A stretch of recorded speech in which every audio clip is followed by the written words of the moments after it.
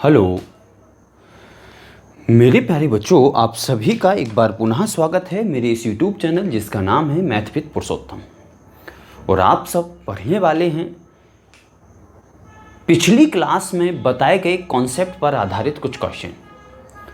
और पिछली क्लास में हमने आपको कुछ क्वेश्चन करवाए थे और उससे पिछली क्लास में हमने आपको ढेर सारी जानकारी दी हुई थी। सबसे पहले आप बात करेंगे हम गुणज के बारे में और गुणनखंड के बारे में। इन दो के बारे में प्यारे बच्चों हम आपको ढेर सारी जानकारी दे चुके हैं। गुणज जिसको हम हिंदी में क्या कहते हैं, अपवर्त कहते हैं। क्या कहते हैं? अपवर्त कहते हैं। और इसे हम गणित में क्या कहते हैं, अपवर्तक कहते हैं। क्या कहते हैं? अपवर्तक। इसका इंग्लिश नाम मल्टीपल है प्यारे बच्चों। इसका इंग्लिश नेम क्या है? मल्टीपल है। और इसका इंग्लिश नेम फैक्टर है।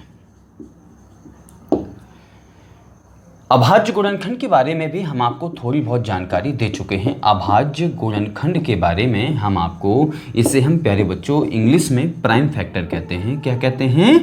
Prime factor. और अब जो आज आपको पढ़ना है प्राइम फैक्टर के हम कुछ क्वेश्चन करेंगे। इसके बाद में हम पढ़ने वाले हैं, आज जो पढ़ने वाले हैं हम उसको पढ़ने वाले हैं सार्व गुणनखंड। क्या पढ़ने वाले हैं? सार्व गुणनखंड पढ़ने वाले हैं प्यारे बच्चों। ध्यान रखना, इन चीज़ों को कभी भी कंफ्यूज नहीं होना। हम क्या समझाने का प्रयास कर रहे हैं, इन चारों चीज़ों में आपको एक एक करके बहुत अच्छे तरीके से अंतर रखना है। अब अंतर आप कैसे रख पाएंगे उन चीज़ों के बारे में हमने आपको बता दिया है। तो हमने आपके लिए कुछ क्वेश्चन हमने आप पर लिख रखे हैं, तो उन क्वेश्चनों को हम यहाँ पर आपको सॉल्व करवाते हैं। और वो क्वेश्चन क्या है, ध्यान रखना, कल हमने आपको बहुत ढेर सारी जानकारी दी हुई थी। किसके बारे में? यहाँ देखें, हमने आपको कल की क्लास में गुणनखंड के बारे में ढेर सारी जानकारी दी हुई थी। गुणनखंड के बारे में, गुणा में किए जाने वाले खंड को प्यारे बच्चों हम गुणनखंड कहते हैं। हमने गुणनखंड के बारे में थोड़ा सा आप बहुत अच्छे ध्यान लगा करके सुने। गुणनखंड के बारे में कुल गुणनखंड, कुल गुणनखंडों का योग, सम गुणनखंड, सम गुणनखंडों का योग, विषम गुणनखंड और विषम गुणनखंडों का योग।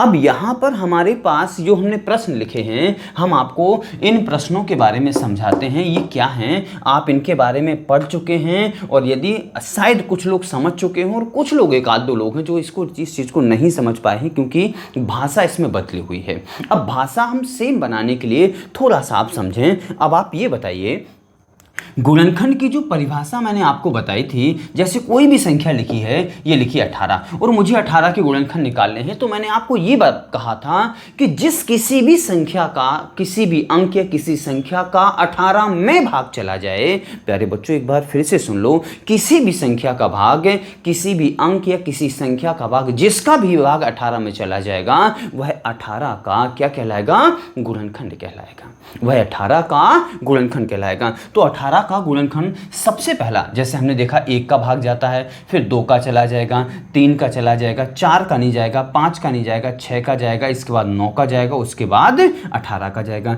प्यारे बच्चों इन सभी को हम क्या कहेंगे? 18 का गुणनखंड कहेंगे। इनको हम क्या कहेंगे? 18 का गुणनखंड कहेंगे। अब इन्हें गुणनखंड हम इसलिए कह रहे हैं क्योंकि इन सभी संख्याओं का भाग किस में जाता है प्यारे बच्चों? 18 में चला जाता है, इसलिए हमने इनको क्या कहा है? गुणनखंड। और ये ध्यान रखना, गिनती में निश्चित होते हैं। ये चीज हम आपको फैक्ट बाय फैक्ट जब हमने आपको पढ़ाया था, यहां पर हमने आपको वो चीजें लिखवाई थी। मैंने आपसे ये कहा हुआ था, ये चीजें जो होती हैं गिनती में निश्चित होती हैं। 18 के 1 2 3 4 5 6 हैं, 6 ही होंगे, कभी 7वां नहीं हो सकता है। यानी मैं ये कह सकता हूं, दूसरी भाषा में ये कह सकता हूं, आप ये बताइए, मैं क्या इसको ऐसा कह सकता हूं क्या कि 18 में कुल मिलाकर के 6 संख्याओं का भाग जाता है। 18 में कुल मिलाकर के 6 संख्याओं का भाग जाता है। अब जिनका भाग जाता है प्यारे बच्चों, जिनसे हम भाग देते हैं, इसका नाम हम क्या रखते हैं? इसका नाम क्या रखते हैं प्यारे बच्चों? भाजक, या इसको हम विभाजक भी कहते हैं। क्या कहते हैं? भाजक या विभाजक। और इसका नाम क्या होता है? भाज्य होता है। ध्यान रखना, तो हम यहां पर कह सकते हैं 18 के इन्हें क्या कह सकते हैं? विभाजक भी कह सकते हैं, और 18 के इन्हें क्या कह सकते हैं? भाजक भी कह सकते हैं। तो प्यारे बच्चों वही आज के हमारे प्रश्न हैं, उसी भाषा के आधार पर हमने जो प्रश्न कुछ लिख रखे हैं तो इनको हम सॉल्व करते हैं। एक आध ही क्वेश्चन या 2 क्वेश्चन हम सॉल्व करेंगे, बाकी आपके लिए होमवर्क के लिए छोड़ देंगे, आप घर में बैठे बैठे आसानी से करते रहिएगा।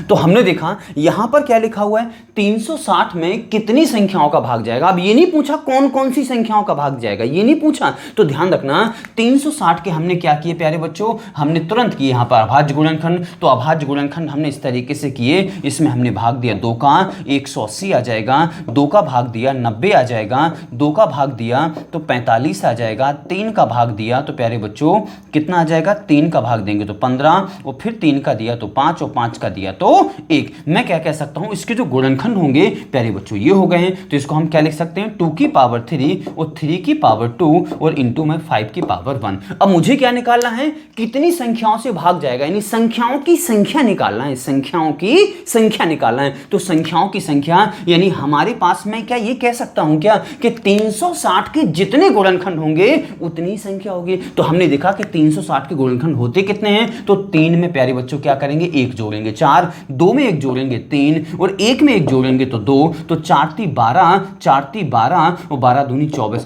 प्यारे बच्चों मैं क्या ये कह सकता हूं क्या कि 360 के 24 गुणनखंड है। उसने ये नहीं पूछा है, हमारा प्रश्न ये है प्यारे बच्चों कि 360 में कितनी संख्याओं का भाग जाएगा। उसने ये नहीं पूछा कि कौन कौन सी संख्याओं का भाग जाएगा, साथ में ये नहीं पूछा है आपको ये उनकी संख्याओं के बारे में निकाल करके नहीं लिखना है। उसने पूछा कि कितनी संख्याओं का भाग जाएगा, यानी नंबर ऑफ नंबर पूछे, संख्याओं की संख्या पूछे। तो संख्याओं की संख्या प्यारे बच्चों हमारे लिए कितनी है, 24 है। तो यहां पर इस क्वेश्चन को प्यारे बच्चों इस तरीके से भी लिख देता है कि 360 के विभाजकों की संख्या ज्ञात करो, या 360 में कितनी संख्याओं का भाग जाएगा। ये दोनों प्रश्न एक ही हैं प्यारे बच्चों, हमने बीच में इसलिए या लगा दिया है। कभी कभार इस तरीके से क्वेश्चन पूछे जा सकते हैं, ध्यान रखना। अब अगर ध्यान रखना इसी में अगर ये पूछ लेता, इसी में एक नया क्वेश्चन शायद बना देता कि 360 में, ध्यान रखना सुनना बहुत ध्यान से, कि 360 में कितनी सम संख्याओं का भाग जाएगा, यानी कितनी सम संख्याएं हैं जिनका भाग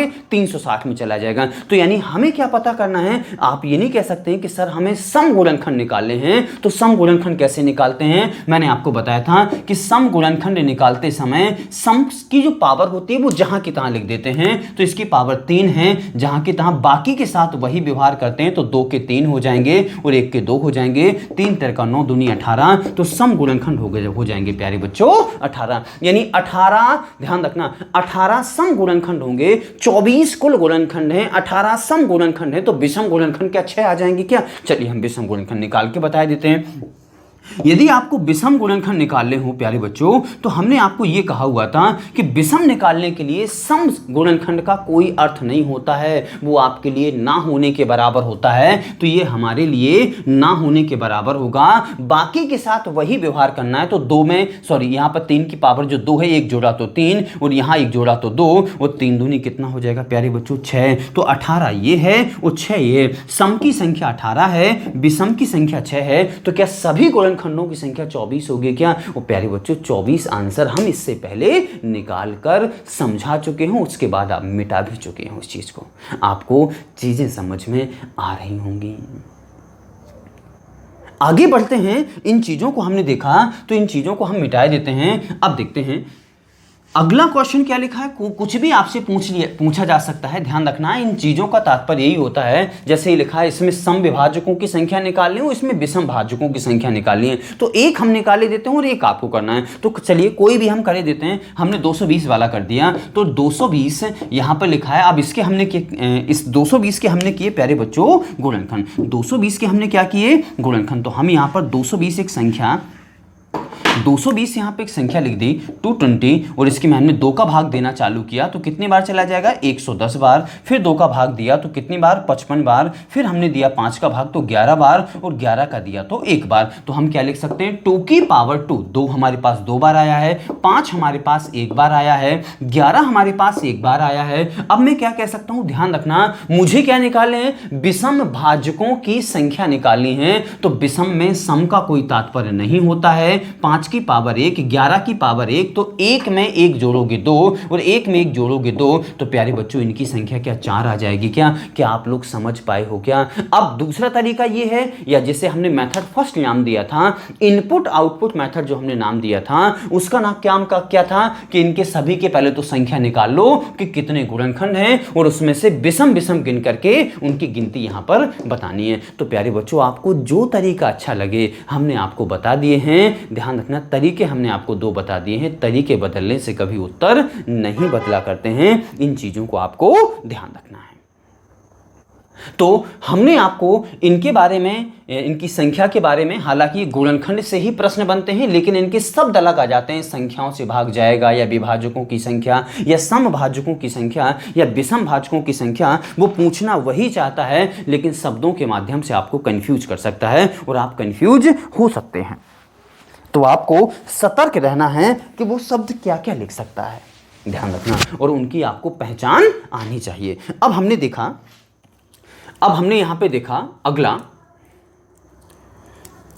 अगला हमारे पास क्या है, जो हमारे पास क्वेश्चन लिखे गए हैं, नीचे जो क्वेश्चन लिखे हैं वो है अभाज्य गुणनखंड के बारे में। तो अब हम अभाज्य गुणनखंड के बारे में आपसे चर्चा करते हैं और इन चीजों को, ऊपर वाले क्वेश्चनों को हम मिटा देते हैं। अभाज्य गुणनखंड क्या है उनके बारे में आपको चर्चा करते हैं, ध्यान देना। चलिए देखते हैं अभाज्य गुणनखंड के बारे में। हमने देखा यहां पे सबसे पहले अभाज्य गुणनखंड हम कहते किसे हैं? अभाज्य गुणनखंड हम प्यारे बच्चों कहते किसे हैं? ध्यान रखना, अभाज्य, ध्यान रखना, अगर इनकी हम यहीं से परिभाषा निकालना चाहें तो अभाज्य संख्याएं, यहां पर केवल अभाज्य संख्याएं गुणा में लिखी गई हों, केवल अभाज्य संख्याएं गुणा में लिखी गई हों, उन्हें हम क्या कहते हैं प्यारे बच्चों?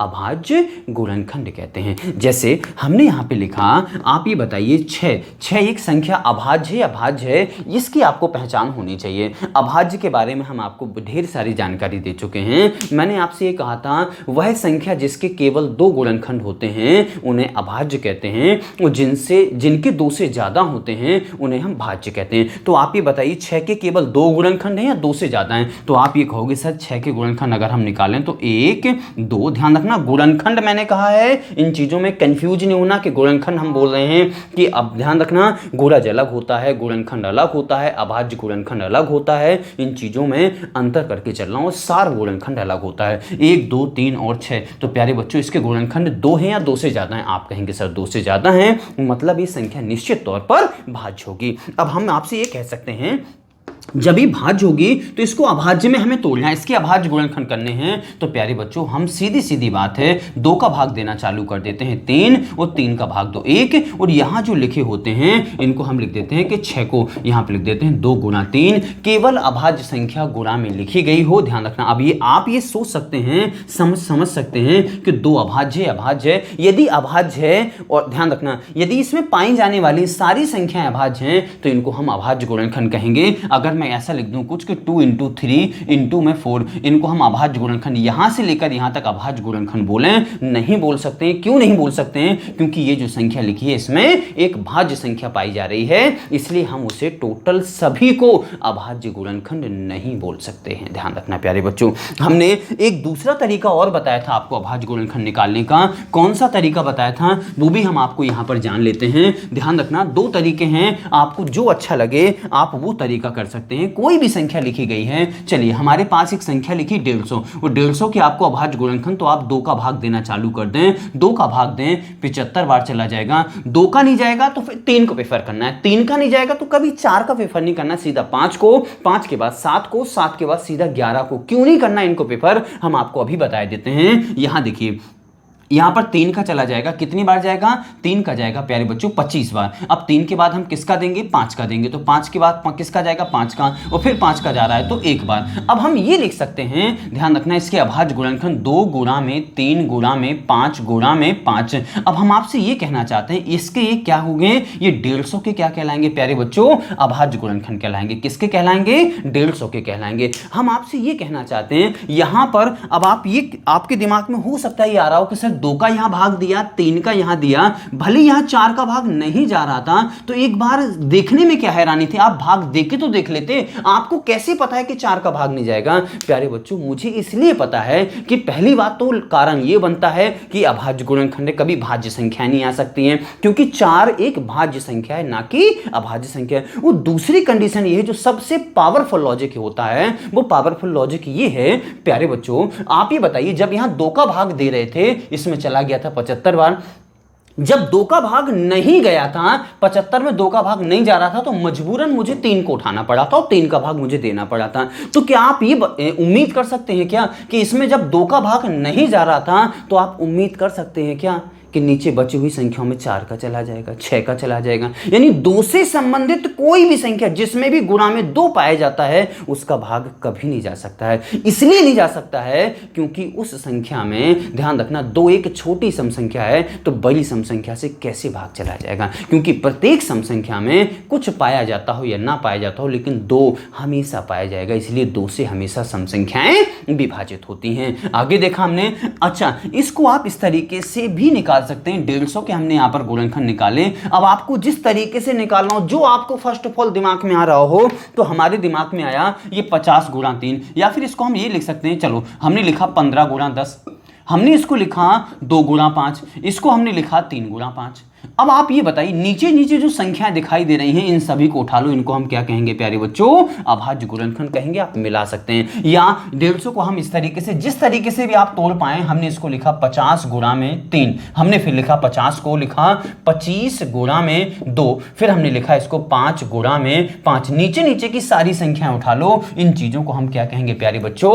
अभाज्य गुणनखंड कहेंगे। और आपको देखना हो किसी भी तरीके से 150 को जिस तरीके से आपके दिमाग में आ रहा हो, चलिए हमने इसको लिखा कुछ भी 75 गुणा 2 हमने पहले लिख दिया, इसको 75 इंटू 2, 75 को हमने लिखा प्यारे बच्चों 15 गुणा 5, और इसको लिखा हमने 3 गुणा 5। यहां देखो 3 5, एक 5 ये है और एक 2 ये है। प्यारे बच्चों, कहीं से भी आपको किसी भी तरीके से आप उनको मैच कर लोगे, आंसर वही आएगा, इसकी गारंटी होगी।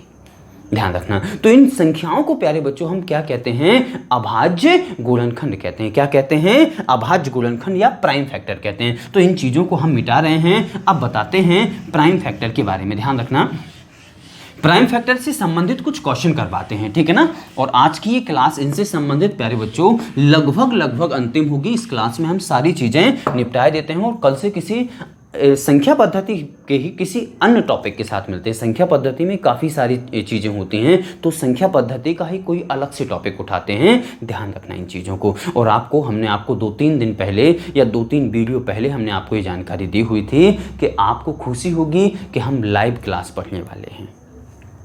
ध्यान रखना, कुछ ही दिनों में, 1-2 दिन में, 4 दिन में हम लाइव की व्यवस्था बना रहे हैं और आप सब अब लाइव जुड़ेंगे और अपने मन की बात, अभी जैसे आप बैठे हो, हम यहाँ पढ़ा रहे हैं, आप बैठे हो और यहाँ पर आपके सामने केवल मोबाइल है कि आप वहाँ प्रश्न तो नहीं कर सकते ना, लेकिन कमेंट जरूर कर सकते हो। कमेंट का आंसर आने में कुछ तो समय लगेगा ना, जब हम देखेंगे तब हम कमेंट का उसका रिप्लाई कर पाएंगे। लेकिन लाइव क्लास में क्या होगा, आप तुरंत मुझसे क्वेश्चन पूछेगा, सर मुझे यहाँ समझ में नहीं आया, मुझे डाउट को जरूर क्लियर करना।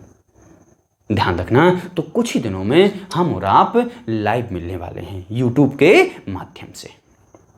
चलिए बढ़ते हैं आगे, देखते हैं। अब हमें देखना है ये अभाज्य गुणनखंड जो लिखे हैं, अभाज्य गुणनखंडों से संबंधित हमने कुछ क्वेश्चन लिखे हैं। हमने पहले लिखे 2 क्वेश्चन बिल्कुल सिंपल, फिर हमने लिखे पावर वाले, फिर हमने लिखे पावर वाले तो हैं लेकिन मल्टीप्लाई में हैं, फिर हमने लिखे पावर वाले मल्टीप्लाई में, फिर हमने लिखे पावर में है और पॉइंट में, फिर हमने पावर में भी हो बटे में भी हैं। हमने, ध्यान रखना, लेवल को ध्यान में रखते हुए इन क्वेश्चनों को लिखा है और एक एक करके हम सभी क्वेश्चनों को सॉल्व करेंगे। तो इन क्वेश्चनों को हम देखते हैं। सबसे पहला क्वेश्चन है 105, ये लिखा हुआ है 105 के हमें अभाज्य गुणनखंड निकालने हैं। तो आपके पास तरीका प्यारे बच्चों हम आपको बता चुके हैं, 2 तरीके हैं। आप इस तरीके से भी हम भाग देते जाएं, अदरवाइज आप इस तरीके से भी निकाल सकते हैं। आपके दिमाग में फर्स्ट ऑफ ऑल कुछ भी आ रहा हो कि इसको हम क्या लिख सकते हैं, तो इसको हम लिख सकते हैं 15 गुणा में 7। क्या लिख सकते हैं 15 7, इसको हम क्या लिख सकते हैं 3 5, ये हो चुके हैं प्यारे बच्चों 3 5 7 यानी 3 × 5 × 7। अब आपसे ये पूछा जाएगा, ये नहीं पूछा जाएगा कि इसके गुणनखंड कौन कौन है, ये पूछा जाएगा कि 105 के गुणनखंडों की संख्या ज्ञात करो। तो प्यारे बच्चों 105 के गुणनखंडों की संख्या 1 2 और 3 हो जाएगी। कितनी हो जाएगी 3 हो जाएगी, ये आंसर आपका हो जाएगा। अगला क्वेश्चन हमने देखा हमारे पास लिखा हुआ है 1760, ये लिखा, तो 1760 के आपको जिस तरीके से भी आपको करना हो आप उस तरीके से कर सकते हैं। हमने यहाँ पे 2 का भाग दिया, 8 बार हो जाएगा, 2 8 16 है, 1 बचा 8 16 और यहाँ 0। फिर हमने 2 का भाग दिया तो कितने हो जाएंगे प्यारे बच्चों 4 4 0। फिर यहाँ से 2 का भाग तो 2 2 0। फिर यहाँ से 2 का भाग तो कितना 1 1 0। 2 का भाग तो 55 बार और 5 का भाग तो प्यारे बच्चों तो 11 बार और 11 का भाग तो 1 बार। अब ये देखा हमने, हम इनकी जानकारी आपको पहले दे चुके हैं। 2 के बाद सीधा 5 का दिया और 5 के बाद सीधा हमने 11 का दिया है। अब बीच में 7 बनता था तो 7 का हमें पता है कि 11 में नहीं जाता, इसलिए हमने 7 का भाग नहीं दिया है। और किसी के बारे में तो सोचना ही नहीं है। 5 के बाद 6 आता है, नहीं सोचना है। क्यों नहीं सोचना है? क्योंकि वो कौन है, एक भाज्य संख्या है। और आप क्या विश्वास कर सकते हैं, क्या उम्मीद कर सकते हैं क्या 2 का भाग नहीं जा रहा था, यहाँ 5 का दिया था, तो क्या उसमें 6 का भाग कभी जाएगा क्या, 8 का कभी जाएगा क्या, 9 का कभी जाएगा क्या, नहीं जा सकता है। तो इसलिए हमने यहाँ पर 5 का दिया और 5 के बाद 11 का। तो अब इनको हमें लिखना है प्यारे बच्चों, हमें इनको गुणनखंडों की संख्या बतानी, तो आप यहीं से काउंट करके बता सकते हैं 1 2 3 4 5 6 7। यानी हम ये कह सकते हैं कि 1760 के अभाज्य गुणनखंडों की संख्या कितनी है, 7 है। इसके अभाज्य गुणनखंडों की संख्या, या फिर इसको हम क्या करते हैं प्यारे बच्चों, घातों में कन्वर्ट कर लें तो 2 की पावर कितनी हो जाएगी 5, इसके बाद 5 की पावर कितनी हो जाएगी 1, इसके बाद 11 की पावर कितनी हो जाएगी 1। ध्यान रखना, अब इनको हम क्या करते हैं, अगर हमने घातों के रूप में लिख लिया है तो इन घातों को हम जोड़ देते हैं, तो 5 और 1 6 और 1 7, यानी अभाज्य गुणनखंडों की संख्या कितनी हो जाएगी 7। क्योंकि ये वही दर्शा रही है, 2 की पावर जो 5 लिखा है ना, इसका तात्पर्य कि 2 हमारे पास 5 बार है, 2 हमारे पास कितनी बार है 5 बार है, 5 हमारे पास कितनी बार है 1 बार है, और 11 हमारे पास कितनी बार है 1 बार है। तो 5 ये है, 1 ये है और 1 ये है, तो कितने हो जाएंगे, यानी कुल मिलाकर के हम ये कह सकते हैं कि 1760 के जो अभाज्य गुणनखंड होते हैं वो कितने होते हैं 7 होते हैं। अब देखते हैं घातों वाले, तो घातों वाला हमने एक आध कोई क्वेश्चन उठाया, चलिए हमने उठा लिया है 75 वाला।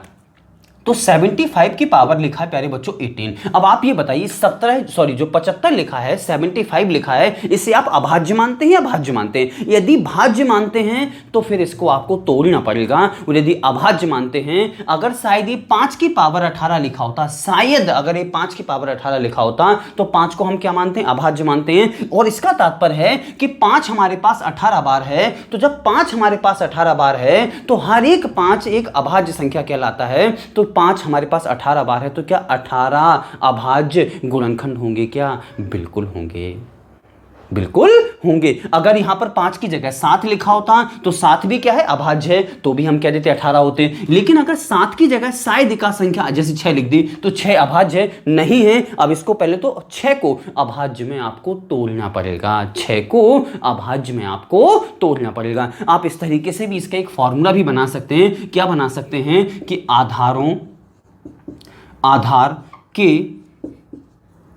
आधार के गुणनखंडों की संख्या गुणा में घात, ये प्यारे बच्चों एक फॉर्मूला भी बन सकता है। यहां से आपको इस फॉर्मूले के अनुसार काम करना है, इस फॉर्मूले के अनुसार भी काम कर सकते हैं। अब देखा हमने कैसे, हम आपको दोनों तरीकों से बता देते हैं। फिलहाल यहां पे लिखा था 75, तो पहले तो हमने 75 के गुणनखंड किए, तो 75 के गुणनखंड आपके दिमाग में जिस तरीके से भी आ रहे हों, 3 का भाग दिया 25 बार चला जाएगा, 5 का भाग दिया कितनी बार चला जाएगा 5 बार, और 5 का भाग दिया तो 1 बार चला जाएगा। तो यहां पर हम क्या कह सकते हैं कि हमारे पास 75 जो लिखा ना, एक जो 75 है, ऐसे 75 हमारे पास 18 हैं, 75 हमारे पास कितने हैं 18 हैं। तो हर एक 75 में एक 3 पाया जाता, एक 2 5 पाए जाते हैं। तो हम क्या लिख सकते हैं, इसको हमने इस तरफ लिखा, यानी 3 × 5 × 5, और इसकी पावर हम होल क्या लगा सकते हैं 18। अब ये 18 पावर लगी है, ध्यान रखना है प्यारे बच्चों, एक की पावर नहीं, किसी एक की पावर नहीं है, ये सभी तीनों की पावर है। तो हम यहां पे लिख सकते हैं 3 की पावर 18, फिर 5 की पावर 18, फिर 5 की पावर 18। इसको आपको और सॉल्व करना हो तो 3 की पावर 18 गुणा, आधार समान होते हैं तो घातें जुड़ जाया करती हैं, तो हम क्या लिख सकते हैं 5 की पावर 36। तो हमारे पास 5 36 बार है, 3 18 बार है, तो क्या मैं कह सकता हूं कि गुणनखंडों की संख्या प्यारे बच्चों 54 हो जाएगी, क्योंकि 36 और 18 कितनी हो जाएगी, 54 हो जाएगी। अब हमने देखा इस तरीके से ये जो हमने फॉर्मूला आपके लिए जनरेट किया है, यहां पर क्या लिखा है, आधार के गुणनखंडों की संख्या और गुणा में घात। आधारों के गुणनखंडों की संख्या कितनी है 3, और घात में कितना लिखा हुआ 18, तो 18 थी प्यारे बच्चों क्या 54 हो जाएगा। क्या डायरेक्ट आपको जो अच्छा लग रहा हो, जो भी मेथड अच्छा लग रहा हो आप वो करें, आप देख सकते हैं, आप सारी चीजें स्क्रीनशॉट लेना हो, जो भी आपको जैसा करना हो आप निश्चित तौर पर करते रहिएगा, और वीडियो को जरूर आपको प्यारे बच्चों शेयर करना है अपने दोस्तों में, मित्रों में, सहेलों में, सहेलियों में, सभी में करना है, ध्यान रखना, क्योंकि असली ताकत आप सभी हैं। अगर आप सब वीडियो वायरल करेंगे तो बहुत कुछ हो सकता है, और जल्द आपको लाइव पढ़ाने का मौका मिल जाएगा, ध्यान रखना। क्लियर है, आप सब जानते होंगे कि कुछ ही दिन बाद हम आपकी लाइव क्लास लेने वाले हैं, और उसकी एक शर्त होती है, वो शर्त हम पार करने वाले हैं, तो कुछ ही दिनों में हम आपकी लाइव क्लास लेंगे। चलिए तो आगे देखते हैं। हमने अगला क्वेश्चन देखा, कोई भी जो आपको दिमाग में आ रहा हो, हमने जो लिखा था यहाँ पर फॉर्मूला हम यहाँ पर लिखे देते हैं एक बार और, ताकि आप उस चीज़ को, हमें क्योंकि उसको बार बार अभी काम में लेना है। हमने यहाँ पर क्या लिखा कि आधार के गुणनखंडों, आधार के गुणनखंडों की संख्या, आधार के गुणनखंडों की संख्या और गुणा में क्या लिखनी है प्यारे बच्चों, घात लिखनी है। अब हमने कोई क्वेश्चन उठाए, चलिए यही उठा लिया हमने, कितना उठा लिया हमने 93, 93 की पावर कितनी लिखी 48। अब देखिए 93 में क्या होता, आप कहेंगे सर एक तो 31 होता है, 31 गुणा 3 होता है, 31 अपने आप में अभाज्य होता है और 3 अपने आप में अभाज्य होता है, तो 93 के कुल गुणनखंड कितने हो जाएंगे 3, यानी आधार के गुणनखंड कितने हो जाएंगे प्यारे बच्चों 2, और घात हमारे पास कितनी है 48। तो क्या 48 दूनी प्यारे बच्चों 96 होता है। क्या आंसर आपका आ चुका है, और समझ में भी पूरा आ रहा होगा। आगे देखते हैं, अगला क्वेश्चन हमारे पास क्या है। अब हम इन क्वेश्चनों को आपको बहुत अच्छे से समझाते हैं। ये हमारे पास क्वेश्चन है, कुछ ध्यान रखना। हमने इनको यहां पर लिखा कि 8 की पावर कितना लिखा है 20, गुणा में 15 की पावर कितनी लिखी हमारे पास 13, गुणा में 17 की पावर कितनी लिखी 19। इसमें क्या निकालनी है, अभाज्य गुणनखंडों की प्यारे बच्चों संख्या निकाली है। तो आप ये बताइए, आप इसे अभाज्य मानते हैं, 8 को नहीं मानते हैं, तो इसमें क्या क्या होता है, 8 में क्या होता है 2 2 2, कितनी बार पाया जाता है 2 3 बार पाया जाता है। आप लिख करके देख लें, 8 इसमें 2 का, सॉरी ऊपर लिख दिया थोड़ा सा, यहां देखें 8 2 का भाग दिया 4, फिर 2 का भाग दिया तो प्यारे बच्चों 2, और फिर 2 का भाग दिया तो 1, यहां पर कितनी बार पाया जा रहा है 2 बार। अगर इस फॉर्मूले को हम अप्लाई करते हैं तो यहां पर इनकी संख्या आ गई है 3, और यहां 20 की पावर लगी तो प्यारे बच्चों 60 हो जाएगी प्लस में। अब 15 के कितने होते हैं, 15 के 2 गुणनखंड होते हैं, सॉरी 15 के अभाज्य गुणनखंड 2 होते हैं, कौन कौन 5 और 3, तो इसके 2 हो जाएंगे, और 13 दूनी कितनी हो जाएगी प्यारे बच्चों 26, प्लस में 17 को आप अभाज्य मानते हैं क्या, बिल्कुल मानते हैं। तो 17 के कोई भी खंड नहीं होंगे, खंड मीन्स टुकड़े नहीं होंगे, तो 17 केवल एक है, और 1 का गुणा 19 में करोगे तो 19 हो जाएगा। और प्यारे बच्चों इनको जोड़ना है तो 60, यहाँ 26 और यहाँ 19, 9 6 15 की 5 हासिल आ जाएगी 1, कितना हो जाएगा 6 2 8 और 1 9, 1 क्या हो जाएगा 10। प्यारे बच्चों इसकी संख्या कितनी हो जाएगी 105 हो जाएगी। वो चीजें आप सभी को प्यारे बच्चों समझ में आ रही होंगी।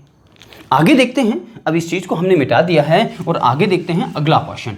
अगला क्वेश्चन क्या है हमारे पास, अगला क्वेश्चन है ये वाला। तो देखते हैं, यहां पे लिखा है कि 6 की पावर 10, अच्छा मल्टीप्लाई 7 की पावर 17, मल्टीप्लाई 5 की पावर 55 और मल्टीप्लाई 11 की पावर 20, ये लिखा है प्यारे बच्चों क्वेश्चन। अब देखना है, ये ध्यान देना कि 11 हमारे पास अभाज्य है, 5 हमारे पास अभाज्य है, 7 हमारे पास अभाज्य है। इनको क्योंकि आधारों के जो ये आधार लिखे हैं इनके तो कोई खंड नहीं होने हैं, इनका विखंडन नहीं होना है, इसका केवल विखंडन होगा, तो ये 3 और 2 में टूट जाएगा, तो इसके गुणनखंड होते हैं 2, और घात लगी 10, तो कितने हो जाएंगे प्यारे बच्चों 20। ये केवल 17 आ जाएगा, क्योंकि इसका एक ही है और यहाँ पर 17, ये केवल एक ही है। 1 गुना 55 करोगे तो 55 हो जाएगा, 1 गुना 20 करोगे तो 20 हो जाएगा। एक कहाँ से आया है ध्यान रखना, क्योंकि इसका गुणनखंड 7 का केवल 1 होता है, वो भी 7। तो हमने यहाँ पर जोड़ा 7 5 12 की 2 हासिल आ जाएगी 1, कितने हो जाएंगे 2 और 1 3 और 5 8 और 2 कितना हो जाएगा 10, और यहाँ 1 हासिल आई थी कितनी हो जाएंगी 11, यानी इसके गुणनखंडों की संख्या प्यारे बच्चों कितनी हो जाएगी 112 आंसर आ जाएगा। वो चीजें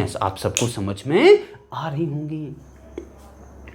चलिए आगे बढ़ते हैं। अब आता है पॉइंट वाला क्वेश्चन, और पॉइंट वाला क्वेश्चन थोड़ा सा हल्का सा थोड़ा सा वो रहता है, अदरवाइज बाकी सब सेम ही है। तो पॉइंट वाला क्वेश्चन हमसे क्या कहता है, ये कह रहा है कि 3.5, ये लिखा 3.5 की पावर 12 इंटू में 2.7 की पावर 13 इंटू में 10 की पावर 30, ये लिखा हुआ है। अब आप ये देखें, ध्यान रखना, हमें क्या निकालना है, अभाज्य संख्याएं। अभाज्य संख्याएं प्यारे बच्चों दशमलव में नहीं पाई जाती हैं। तो पहले तो फर्स्ट ऑफ ऑल उस चीज का मुझे दशमलव निकालना है। तो आप ये बताइए, जैसे अगर ये लिखा हुआ है कि 3.5, अगर इसका दशमलव मुझे हटाना होगा तो क्या बटे में 10 लिखना होगा, क्या बटे में 10 लिखना होगा क्या?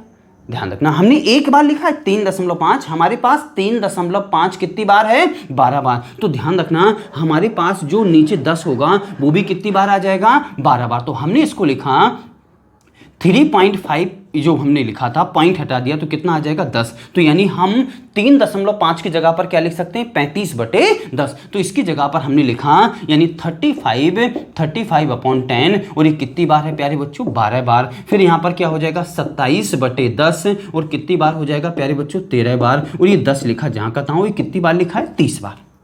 चीजें आप सबको समझ में आ रही होंगी। आगे देखा हमने, अब हम इसको लिखते हैं, ध्यान रखना। अब आप ये बताइए, हमने इनको लिखा 35 की पावर, ध्यान रखना प्यारे बच्चों, हमने लिखा इनकी कि 35 की पावर 12 बटे में 10 की पावर 12, दोनों की अलग अलग पावर लगा दी। 27 की पावर 13 और 10 की पावर 13 लगा दी है। और यहाँ पर 10 की पावर कितनी लिखी है 30 लिखी हुई है। आपको ये ध्यान रखना, घातांक को करने के जो रूल होते हैं, अगर आधार समान होते हैं तो घातें जुड़ जाती हैं, लेकिन गुणा में हो, और आधार समान हो लेकिन भाग में हो तो घातें क्या होती हैं घट जाती हैं। तो यहाँ देखें ये दोनों तो गुणा में पाए जा रहे हैं, तो इनकी घातें तो घट जाएंगी, लेकिन उसके साथ ये जो है ना, ये किस में पाया जा रहा है भाग में पाया जा रहा है। और जब भाग में पाया जा रहा है तो इनकी घातें क्या हो जाएंगी घट जाएंगी। तो हम क्या लिख सकते हैं यहाँ पर, ये लिख सकते हैं 35 की पावर 12 इंटू में 27 की पावर 13 इंटू में 10 की पावर 13, उस टोटल अपॉन में लिखे देते हैं 10 की पावर 12 और 10 की पावर 13। तो क्या 10 की पावर प्यारे बच्चों 25 लिख सकते हैं क्या?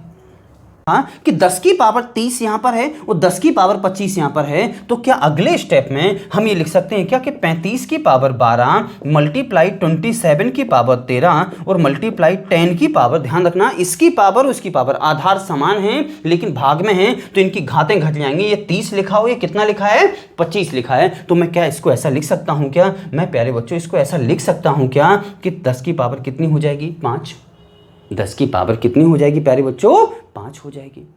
अब आप ये बताइए, अब हमारे पास तो एक सिंपल क्वेश्चन बन चुका है ना। अब चलिए इसके हमने आधार के, अब ये वाला फॉर्मूला के आधार के गुणनखंडों की संख्या पता करो, घात में गुणा करते जाओ। तो इसके प्यारे बच्चों कितने होंगे 2 होंगे, और 2 के 12 में गुणा करोगे तो क्या प्यारे बच्चों 24 आ जाएगा। फिर प्लस 27 के कितने होते हैं 3 होते हैं, क्योंकि 3 गुणा 3 गुणा 3, तो इसके गुणनखंड कितने होते हैं अभाज्य 3 होते हैं। उसकी घात कितनी लगी 13, तो 13 थी कितनी हो जाएगी 39। प्लस में यहां पर देखें ये लिखा हुआ है 10, तो 10 हमारे पास 10 के अभाज्य गुणनखंड कितने होते हैं 2, कौन कौन 2 और 5, और 2 5 में किसका, तो हमारे पास इसके 2 होते हैं और इसका 2 का गुणा किसमें करना है 5 में, तो कितने हो जाएंगे प्यारे बच्चों 10। अब इनको हमने जोड़ा तो 39 और 10 कितना हो जाएगा 49, वो 49 में जब आप 24 जोड़ोगे तो प्यारे बच्चों आंसर आ जाएगा हमारे पास 73। यानी मैं ये कह सकता हूं कि इसके अभाज्य गुणनखंडों की संख्या कितनी हो जाएगी प्यारे बच्चों, आपको आंसर समझ में आ रहा होगा, इसका आंसर हो जाएगा 73, और आपको चीजें बहुत अच्छे से समझ में आ रही होंगी। आगे बढ़ते हैं, अगली चीजों को देखते हैं। हमने इसको मिटा दिया है और अगले क्वेश्चन को उठाते हैं और अगले क्वेश्चन को करते हैं। अगला क्वेश्चन क्या है हमारे लिए, ये लिखा हुआ है कि 18 की पावर, ये लिखा प्यारे बच्चों, 18 की पावर 15, 18 की पावर 15 मल्टीप्लाई 75 की पावर 16 मल्टीप्लाई 42 की पावर 15 और डिवाइड में क्या लिखा हुआ है 35 की पावर, यहाँ पे कितना लिखा है प्यारे बच्चों 12 लिखा हुआ है। ध्यान रखना, अब पहले नीचे जो संख्या लिखी है ना उसको मुझे हटाने का निश्चित तौर पर प्रयास करना, नीचे बटे में कोई भी संख्या नहीं पाई जानी चाहिए। तो हमने इसको क्या लिखा है प्यारे बच्चों, ध्यान रखना ये कहां से हटेगी, तो मैंने 18 लिखा। अब 18 में क्या क्या पाया जाता है वो आप देख लें। 18 में 2 बार 3 पाया जाता है, 1 बार 2 पाया जाता है, यानी हमने इसको लिखा 3 गुणा 3 गुणा 2 और इसकी पूरी की पावर कितनी हो जाएगी 15। अगले स्टेप में देखा 75 को मैं क्या लिख सकता हूं प्यारे बच्चों 5 गुणा 5 और गुणा में क्या लिख सकता हूं 3 और इसकी पूरी की पावर कितनी है 16। अगले स्टेप में लिखा 42 को हम क्या लिख सकते हैं 7×42 यानी 2 गुणा में 3 गुणा में 7 और उसकी पावर कितनी हो जाएगी 15 और बटे में क्या लिखा 35 और 35 में क्या होता है 7 गुणा 5 और दोनों की पावर कितनी हो जाएगी 12। अब हमने इनको अलग अलग तोड़ा, तो आप ये बताइए सभी को हमने अलग अलग किया तो यहां से कितना हो जाएगा, यहां देखो 3 यहां 15 बार, फिर 3 हमारे पास 15 बार, फिर हमारे पास 2 हो जाएगा 15 बार, अगली बार कौन हो जाएगा 5 हमारे पास कितनी बार 16 बार और फिर 5 हमारे पास 16 बार, ध्यान रखना, फिर हमारे पास 3 हमारे पास कितनी 16 बार, फिर हमारे पास कितना लिखा 2 की पावर फिर 15 और 3 की पावर फिर हमारे पास 15 और 7 की पावर फिर हमारे पास 15, बटे में कितना लिखा हुआ है 7 की पावर हमारे पास 12 और गुणा में 5 की पावर 12। तो हमें केवल इन दोनों से मतलब है। अब देखो 3 हमारे पास जहां जहां भी है तो 3 हमारे पास प्यारे बच्चों एक बार यहां है, एक बार यहां है, एक बार यहां है और एक बार यहां है, तो इनको हमने जोड़ा तो इसकी पावर 15, इसकी पावर 15, यहां पावर 16 और यहां पावर 15 है, तो 15 को 3 बार जोड़ेंगे 45 और 16 कितना हो जाएगा 61, तो 3 की पावर हो जाएगी प्यारे बच्चों 61। गुणा में आगे देखते हैं 2 हमारे पास एक बार 15 यहां है और एक बार 15 यहां है, तो हम क्या लिख सकते हैं 2 की पावर हमारे पास आ गई 30। अब बची हमारे पास कौन 5 हमारे पास कहां है, एक बार यहां पाया जा रहा है, एक बार यहां पाया जा रहा है 2 बार, तो कितना हो 16 इसमें है, 16 इसमें है, तो कितना हो जाएगा 5 की पावर हो जाएगी हमारे पास 32 और 7 हमारे पास केवल एक जगह है और उसकी पावर कितनी हमारे पास 15 और बटे में क्या लिखा हुआ है प्यारे बच्चों, हमने लिखा 7 की पावर 12 और इंटू में 5 की पावर में 12। अब देखो इसकी और इसका इन दोनों का आधार सेम बन चुका है, तो इनकी घातें प्यारे बच्चों घट जाएंगी, तो इसकी पावर 15 है और इसकी पावर 12 है, तो इनकी घातें घट करके होंगी कितनी, तो हमने यहाँ पे देखा पहले तो हमने 3 को लिखा, तो 3 की पावर कितनी है प्यारे बच्चों 61 जहाँ की तहाँ लिख दी है। गुणा में अब यहाँ 2 का कुछ होना है नीचे नहीं होना है, तो 2 की पावर 30 जहाँ का तहाँ लिख दो, 2 की पावर प्यारे बच्चों 2 की पावर हमने 30 जहाँ की तहाँ, मल्टीप्लाई में 5 हमारे पास यहाँ पर 32 बार है और यहाँ 12 बार है। अब घातें घट जानी है तो यहाँ 32 है और यहाँ 12 है, तो क्या 5 की पावर हमारे पास 32 में से 12 जाएगा 20 बचेगा। गुणा में 7 हमारे पास यहाँ 15 बार है, यहाँ 12 बार है, तो क्या 7 हमारे पास 3 बार बचेगा क्या। अब आप देखें ये 7 अपने आप में अभाज्य, 5 अपने आप में अभाज्य, 2 अपने आप में अभाज्य, 3 अपने आप में अभाज्य, तो सभी की घातें उठा करके सीधा हमें जोड़ देना। तो इनकी घातों को जोड़ो तो यहाँ पर हम क्या लिख सकते हैं 61 और यहाँ 30 20 50 और 3 कितना हो जाएगा 53। इनको हमने जोड़ा तो 3 और 1 4 हो जाएगा और 6 5 11। प्यारे बच्चों इसके जो गुणनखंडों की संख्या होगी वो कितनी होगी 114। वो चीजें आप सबको ढेर सारी बहुत अच्छे तरीके से समझ में आ रही होंगी। यदि नहीं आ रही हो तो कमेंट बॉक्स में मुझे कमेंट करके जरूर बताएं कि सर चीजें समझ में आ रही हैं या नहीं आ रही हैं। ध्यान रखना थोड़ा सा हल्का सा आप जो मैं आपसे कहता हूं करने का थोड़ा सा प्रयास किया करें। आप सब शेयर करने का प्रयास करें, कमेंट करने का प्रयास करें। जहां जो चीज़ें नहीं समझ में आ रही हैं ध्यान रखना, हमने आपसे कहा था कि इसी नाम से टेलीग्राम चैनल भी बना हुआ है, आप उस पर जाकर जोड़ सकते हैं और अपने क्वेश्चन छोड़ सकते हैं।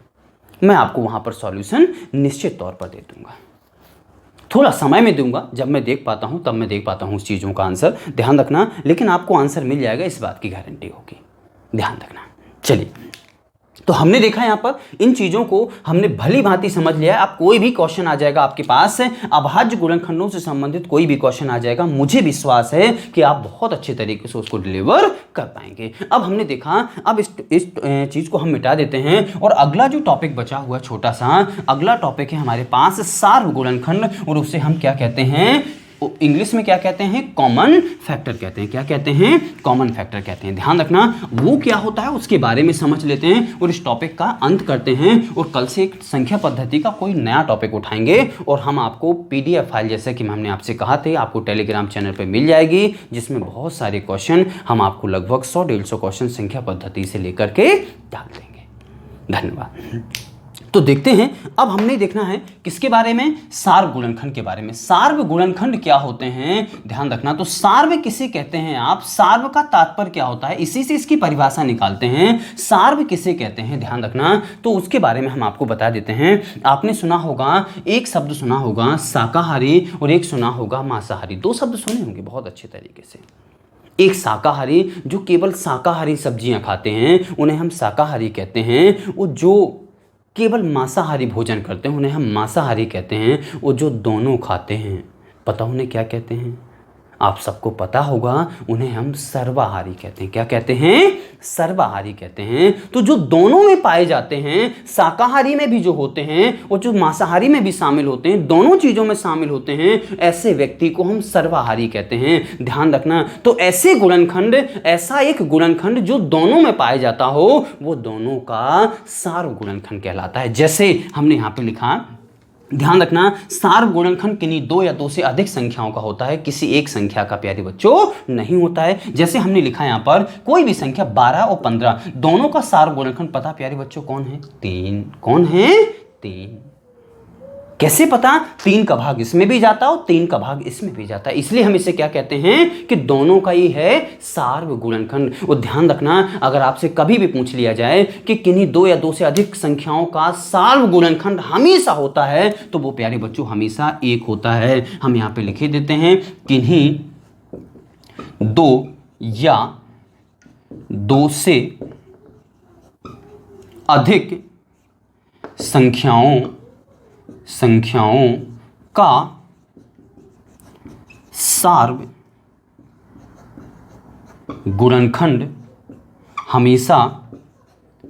गुणनखंड हमेशा 1 होता है। ये चीज फिक्स है और आपसे कभी टॉपिक के तौर पे पूछ लिया जाता है कि दो या दो से अधिक संख्याओं का सार्व गुणनखंड हमेशा होता है क्या, 1, 0, -1 और कुछ अनंत दे देंगे एक शब्द। ध्यान रखना, तो इसका आंसर कौन होगा, 1 होता है। इन चीजों को प्यारे बच्चों याद रखना है आपको। तो ध्यान रखना। अब इनको हम कैसे निकालते हैं, सार्व गुणनखंड हम कैसे खोजते हैं कि इसके कितने सार्व गुणनखंड हैं, तो उन चीजों के बारे में हम पढ़ रहे हैं। तो सबसे पहले हमने देखा, हमने यहां पे लिखा कोई भी दो संख्या, चलिए एक ले ली हमने 24 और एक ले ली 27 ले ली, चलिए एक ले ली हमने प्यारे बच्चों 30 ले ली है। या और कोई संख्या 27 और यहां पर हमने ले ली है 27 और एक संख्या 54, नहीं 54 ना लेकर के 63 ले ली प्यारे बच्चों। अब देखा हमने, तो दोनों के पहले मुझे गुणनखंड निकालने हैं। ध्यान रखना, सार्व गुणनखंड के पहले गुणनखंड निकालना आवश्यक है। सार्व गुणनखंड निकालने के लिए गुणनखंड निकालना दोनों के आवश्यक है। तो हमने इसके लिखे 1, 3, 9 और 27। ध्यान रखना, गुणनखंड आपको पता है ना कि जिन जिन संख्याओं का भाग 27 में जाता है, अब इनको किन किन तरीकों से आप निकाल सकते हैं प्यारे बच्चों, वो चीज हम आपको बहुत अच्छे तरीके से समझा चुके हैं। तो हम इनके गुणनखंड निकाले। 63 के लिखे हमने 1 के बाद होगा 3 के बाद होगा 7 के बाद होगा प्यारे बच्चों 9 और 9 के बाद होगा हमारे पास कौन प्यारे बच्चों, 9 के बाद होगा हमारे पास 21, सीधा 9 के पास होगा 21, 21 के बाद होगा कौन, 21 के बाद होगा सीधा 63, कौन होगा प्यारे बच्चों, 63, सीधा 63 होगा। तो ये हमने लिख लिए हैं, 63 के गुणनखंड लिख लिए हमने, और ये हमने 27 के गुणनखंड लिख लिए हैं। 27 के हमारे पास गुणनखंडों की संख्या 4 और इसकी हमारे पास गुणनखंडों की संख्या कितनी है, 6 है। तो हमें देखना है सार्व, जो प्यारे बच्चों हम आपको बता चुके हैं, ऐसे व्यक्ति जो दोनों में पाए जाते हैं, शाकाहारी में भी शामिल होते हैं, मांसाहारी में भी शामिल होते हैं, उन्हें हम सार्व गुणनखंड कहते हैं। तो ऐसे नंबर्स जो इसमें भी पाए जाते हैं और इसमें भी पाए जाते हैं, तो वो हैं कौन कौन, ध्यान देना, यहां से 1 है, एक ये हो गया, दूसरा ये हो गया और तीसरा प्यारे बच्चों ये हो गया। आपको समझ पा रहे होंगे। अब हम इससे बना करके क्वेश्चन कुछ भी पूछ सकते हैं कि 27 और 63 का सबसे बड़ा सार्व गुणनखंड 9 होगा, सबसे छोटा गुणनखंड 1 होगा, कुल सार्व गुणनखंडों की संख्या 3 होगी। प्यारे बच्चों ये जो टॉपिक है वो छोटा सा है उस सार्व गुणनखंड का। अब इसमें हम चाहे कितने भी क्वेश्चन दे दें, एक क्वेश्चन और हम आपको बहुत अच्छे तरीके से यहाँ पे डिलीवर कर देते हैं। कोई एक संख्या और ले ली हमने यहाँ पे लिखी कोई भी संख्या, चलिए मैंने एक संख्या ले ली है 60 और यहाँ पर एक संख्या ले ली है कुछ भी, फॉर एग्जाम्पल चलिए मैंने 80 ले ली है, 2 संख्या ले ली और एक और ले ली, चलिए हमने एक और ले ली है 90।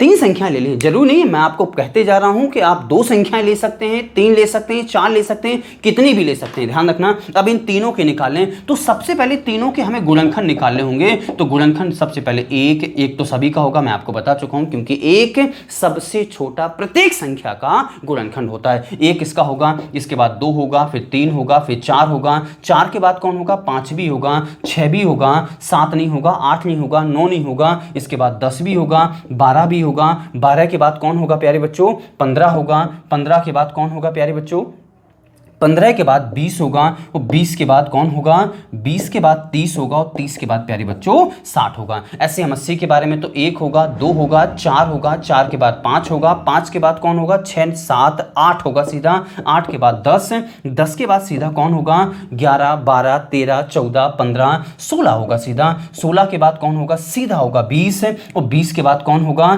सीधा 40, और 40 के बाद होगा 80। ऐसे 90 के निकाले तो 1 होगा, 2 होगा, 3 होगा, इसके बाद 5 होगा, 5 के बाद प्यारे बच्चों 6 होगा, 6 के बाद 7 8 नहीं होगा, 9 होगा, 10 होगा, 11 12 नहीं, 13 नहीं, 14 नहीं, 15 होगा, 15 के बाद प्यारे बच्चों कौन होगा, 15 के बाद कौन होगा सीधा, 18 होगा, 18 के बाद कौन होगा, 30 होगा सीधा, और 30 के बाद कौन होगा, 45, और 45 के बाद कौन होगा, 90। प्यारे बच्चों ध्यान रखना, हम क्या बताने की कोशिश कर रहे हैं, हम ये बताने का प्रयास कर रहे हैं आपको, मुझे निकालना है 2 या 2 से अधिक संख्याओं के सार्व गुणनखंडों की संख्या निकालनी है। तो हम आपको बता चुके हैं सार्व गुणनखंड वे कहलाते हैं, वे संख्याएं कहलाती हैं जो दी गई 2 या 2 से अधिक संख्याओं का कॉमन फैक्टर होता है, जो उनका उभयनिष्ठ होता है, उसे हम क्या कहते हैं, सार्व गुणनखंड कहते हैं। सार्व की दूसरी हिंदी उभयनिष्ठ भी होती है। तो इन तीनों में जो पाया जाता है, एक तो 1 पाया जा रहा है, 2 पाया जा रहा है, सभी में 3 है, इसमें इन दोनों में तो है, इसमें नहीं है, तो 3 नहीं हो सकता है। 5 पाया जा रहा है, 5 के बाद कौन पाया जा रहा है, 6 नहीं है सभी में, 10 है सभी में, इसके बाद 10 पाया जा रहा है, इसके बाद कौन है, 12 नहीं है, 12 के बाद 15 सभी में नहीं है, 15 के बाद 20 सभी में नहीं है, 30 सभी में नहीं है, 60 सभी में नहीं है, इसके बाद एक भी नहीं होंगे। तो मैं ये कह सकता हूं कि 60 80 90 प्यारे बच्चों 60 80 90 के सार्व गुणनखंडों की संख्या, ध्यान रखना सार्व गुणनखंडों की संख्या कितनी हो जाएगी प्यारे बच्चों, 1 2 3 4 सार्व गुणनखंडों की संख्या 4 हो जाएगी। अगर आपसे पूछ लिया जाए कि इनके सम सार्व गुणनखंड, तो केवल एक होगा, सॉरी एक ये होगा और दूसरा ये होगा, विषम के भी 2 होंगे और सम के भी वो होंगे। और अगर आपसे पूछ लिया जाए कि इन सभी का सबसे बड़ा सार्व गुणनखंड, तो 10 होगा, सबसे छोटा तो 1 होगा, और इनके गुणनखंडों की संख्या 1 2 3 और 4 होगी। प्यारे बच्चों आप सभी को बहुत अच्छे तरीके से समझ में आ रहा होगा, ऐसा मुझे पूरा विश्वास है।